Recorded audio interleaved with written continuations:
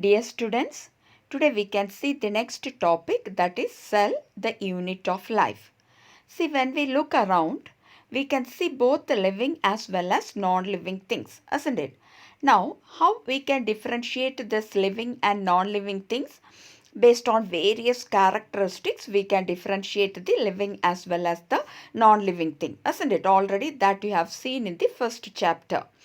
Now, one of the characteristics by which we can differentiate the living from the non-living is the presence of cell. A cell is present in the living organism, which is not there in the non-living things, isn't it? Now, when we see about the cell, all organisms are composed of cell, isn't it? All the living organisms are made up of cells. And some of the living organisms are composed of a single cell, and they are said to be as the unicellular organisms. So what are unicellular organisms? Organisms which are composed of a single cell are called unicellular organisms, and the other organisms which are made up of many cells are called as multicellular organisms. Okay. Now, what is a cell? So, cell we can say as the fundamental, structural and functional unit of life. So, what is cell? Cell is the fundamental, structural and functional unit of life. If we see the unicellular organisms, they are capable of independent existence and they are capable of performing the essential functions of life. Okay, so the unicellular organisms are made up of a single cell, and that cell is capable of independent existence. That means they can exist independently, and they are also capable of performing the essential functions of life. If they are not able to perform their functions, then they cannot survive, isn't it? So anything which is less than a complete structure of a cell, that is, which is not having all the characteristics of a cell, does not ensure independent living. That means it cannot live independently. That's why we can say cell is the fundamental, structural and functional unit of all the living organisms. Okay. Now, who discovered the cell? You might have studied in 9th class that Robert Hooke first discovered the cell from the cork, isn't it? So, he observed the dead cells from the cork of the plant. Okay, the cells were dead cells, but actually the live cells were first discovered by Anton von Leeuwenhoek. So, who discovered the live cell first? It was Anton von Leeuwenhoek. He described the live cell first. Actually, he observed the bacterial cell. Okay. Then later on, due to the invention of the microscope and due to the invention of the electron microscope, the various details of the cells were studied. Okay, and it was Robert Brown who discovered the nucleus. So nucleus was discovered by Robert Brown. Okay, next is the cell theory. The cell theory was given by Matthias Schleiden and Theodor Schwann. So, who gave the cell theory? It was Matthias Schleiden and Theodor Schwann, and later it was expanded by Rudolf Virchow. Okay, who expanded the cell theory? It was expanded by Rudolf Virchow. Okay, so in 1838, Matthias Schleiden, he is a German botanist. Matthias Schleiden, he observed that all plants are composed of different kinds of cell. Okay, all plants are composed of different kinds of cells. He observed the plants because he is a botanist. So, he observed the plant cells and he found that all plants are formed of different kinds of cells. That cells form the tissues of the plant. Okay, and at the same time, that is in 1839, a British zoologist, he studied the different types of animal cells, and he said that the animal cells are surrounded by a thin outer layer, which we now say it as the plasma membrane. Okay, so the British zoologist, who is he? It is Theodore Schwann. He said that the animal cells, actually he observed the animal cells because he was a zoologist, and so he observed the animal cells, and he said that the animal cells are surrounded by a thin outer layer, which now we say it as the plasma membrane. Okay, so he also studied about the plant tissues. Okay, he observed the plant tissues also, and he said that the plant cells are having a unique character, that is, it is surrounded by a cell wall, which is a unique character of the plant cells because it is absent in the animal cells. Okay, so when he observed the plant cell, he found that the plant cells are surrounded by cell wall, and that is a unique character which is seen in the plant cells and is absent in the animal cells. Okay. Schwann proposed the hypothesis that the body of animals and plants are composed of cells and products of cells. So he came to the conclusion that what? All the plant as well as animals are composed of or formed of cells and the products of the cells. Okay. Then later Schleiden and Schwann together gave the cell theory. They formulated the cell theory that animals and plants are composed of cells and products of cell. Okay. So they formulated the cell theory and they gave the view that the plant as well as the animal cells are composed of cells as well as the products of cells. Okay, so here you can see the picture of Matthias Schleiden and Theodore Schwann. Okay, so he is the botanist and he is the zoologist who gave the cell theory. Okay, and later, as I told you, Rudolf Virchow expanded the cell theory. So how he expanded the cell theory? In 1855, he explained that cells divided and new cells are formed from the pre-existing cell. Pre-existing cell means what? Already existing cell. So if a cell is there, only from that cell a new cell can be formed by the cell division. Okay, so he explained that cells are divided, that is the cells can divide and new cells can be formed from the already existing cells. Okay, now he modified the cell theory which was given by Schleiden and Schwann, and a final cell theory was given, and the cell theory which is understood today is having the following statements. So what is it? All living organisms are composed of cells and products of cells. Okay, one statement is all living organisms are composed of cells and products of cells. Second point is all cells arise from pre-existing cells. Okay, all cells arise from pre-existing cells. So this is the modified cell theory as we understand it today. Okay. Now we can see an overview of the cell. Okay.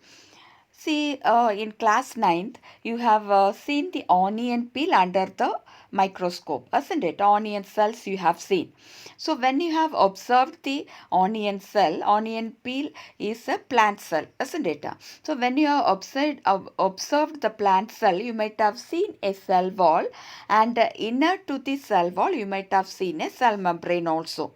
So the plant cells are surrounded by an outer cell wall which forms the outer boundary, and inner to that is the cell membrane. Same way you might have observed the cheek cell also, isn't it? When you have observed the cheek cell, you might have seen that it is surrounded by an outer membrane, isn't it? Only an outer cell membrane or the plasma membrane, and there is no cell wall, isn't it? And inside the cell, whether it is a plant cell or an animal cell, you might have seen a dense membrane bound structure called the nucleus, isn't it? You might have seen a membrane bound structure called the nucleus. And within the nucleus, what is present? Chromosomes are there. Okay. And this chromosome in turn contains what? The genetic material, that is the DNA, isn't it? So inside the cell, this nucleus is present. Inside the nucleus, the chromosome is there, and in this chromosome, the genetic material DNA is present, isn't it? Then, the cells which are having membrane bound nucleus are called as eukaryotes, and the cells which lack the membrane bound nucleus are called as prokaryotes. This also you have studied in your lower class, isn't it?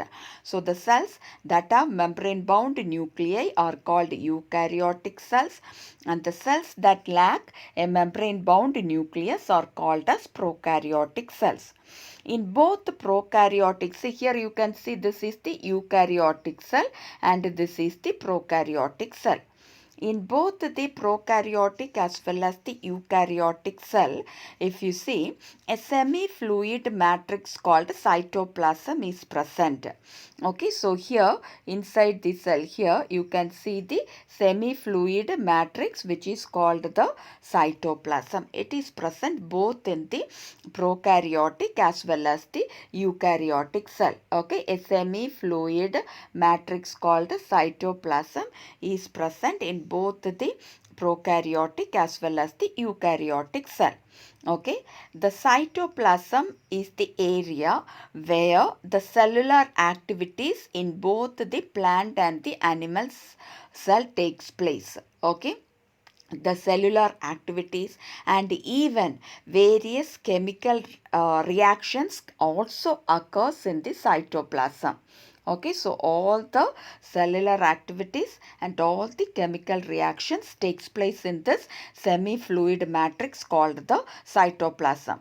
So because of these chemical reactions only, the cell will be remaining in a living state. Okay, if no chemical reaction takes place inside the cell, then the cell will be a dead cell. It cannot be considered as a living cell. Okay, now in addition to this nucleus, the eukaryotic cells also have other membrane bound structures called organelles. What is present in the eukaryotic cells? Membrane bound structures called organelles are also present in the eukaryotic cells in addition to the nucleus. Okay. Then even other organelles, can you give an example of organelles? You may be, if I ask, you can give certain examples, isn't it?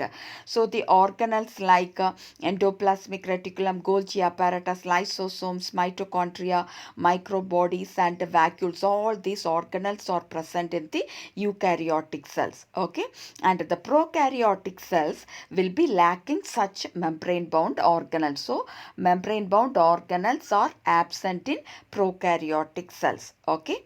In addition to this, ribosomes can also be seen in these cells. Okay. What is ribosome? Ribosomes are, here you can see this is the ribosome. Ribosomes are non-membrane bound organelles. That means these organelles are not surrounded by any membrane. Okay. So ribosomes are non-membrane bound organelles and these are found in all the cells. That means you can see this in both eukaryotic as well as prokaryotic cells. Okay. So ribosomes are present both in eukaryotic as well as the prokaryotic cells, and not only they are found in these cells in the cytoplasm, they are also found in organelles like chloroplast in plant cell and mitochondria and rough endoplasmic reticulum in all the cells. Okay. So within the cytoplasm, we can see the ribosomes present, and not only in the cytoplasm they are present, they can also be seen in two organelles like what? Chloroplast and mitochondria, and even in rough endoplasmic reticulum. Okay. So that is about the ribosome, which is present in both prokaryote and eukaryotic cells. Now if you see the animal cells, it also contains another non-membrane bound organelle called the centrosome. So this is the centrosome. Okay, so this is a non-membrane bound organelle, that is, it is not surrounded by a membrane. Okay, and this is called as the centrosome. What is its function? It is helpful in cell division.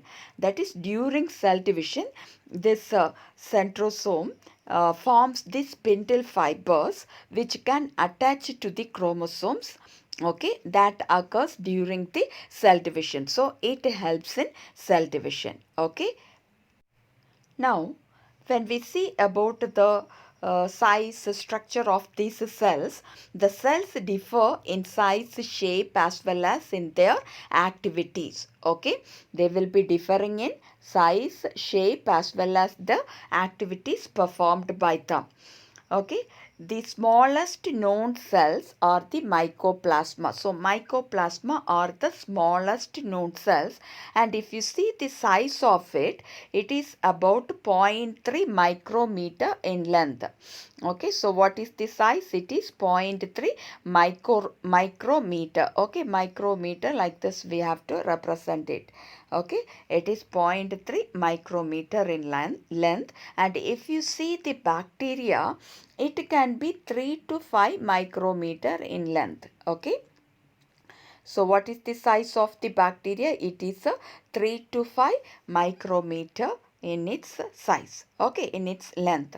Then which is the largest single cell known? It is the egg of an ostrich. Ostrich egg is the largest single cell known. It is actually a single cell. You can see how big it is when compared to the hen's egg. Hen's egg is very small and the ostrich egg is very big. It measures about 170 millimeter into 130 millimeter. Okay, it can be seen with our eyes, isn't it? Naked eye, we can see the bird's egg, we can see it, and all these bird's egg are unicellular. It is a single celled structure. Okay, and when we see the multicellular organisms, the human red blood cell measures about 7 micrometer in diameter. Okay, it measures about how much micrometer? 7 micrometer in diameter. Okay, and the nerve cell is considered to be the longest cell. Okay, in multicellular organism, the nerve cells are considered to be the longest cell. If you see in our body also, the nerve cell is the longest cell. Okay, so like this, the cells vary in their size as well as they vary in their shape also. So different shape the cells have, like disc. Some of the cells are disc-like, polygonal, columnar, cuboid, thread-like, or even irregular. Okay, so their shape also varies. Okay, then the shape of the cell may vary with the function they perform.